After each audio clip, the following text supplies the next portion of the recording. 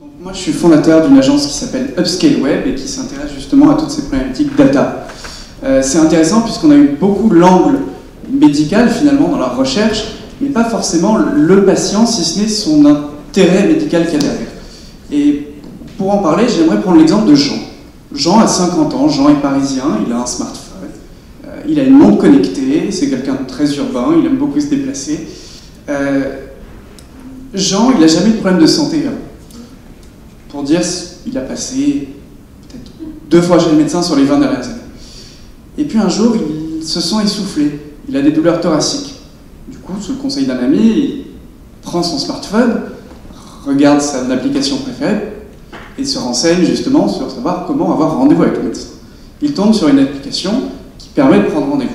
Il va renseigner ses informations personnelles, son nom, son prénom, son email, son numéro de sécurité sociale, va tomber sur une liste de médecins et prendre rendez-vous.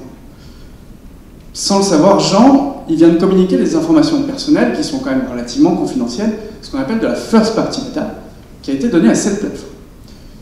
Quelques jours plus tard, juste avant son rendez-vous, Jean reçoit sur sa montre connectée un rappel, n'oubliez pas, vous avez votre rendez-vous chez le médecin, pensez à prendre votre carte vitale.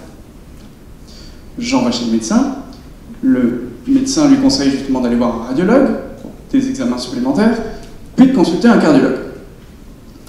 De son côté, le médecin, lui, remplit son compte-rendu sur une plateforme dédiée. Ce que ni Jean ni le médecin savent, c'est qu'en fait, ces deux plateformes sont complètement liées. Et il y a une interopérabilité entre les deux. Et en créant cette espèce de lien, on va faire ce qu'on appelle une DMP. Ce n'est pas votre DMP à vous, c'est ce qu'on appelle une Data Management Platform, avec une donnée première, qui est donc les informations personnelles de Jean, et une donnée secondaire, Second Party Data, qui sont ces informations médicales. Vous allez me dire, où est l'IA dans tout ça? Quel est l'intérêt pour Jean? Quel est l'intérêt pour le médecin?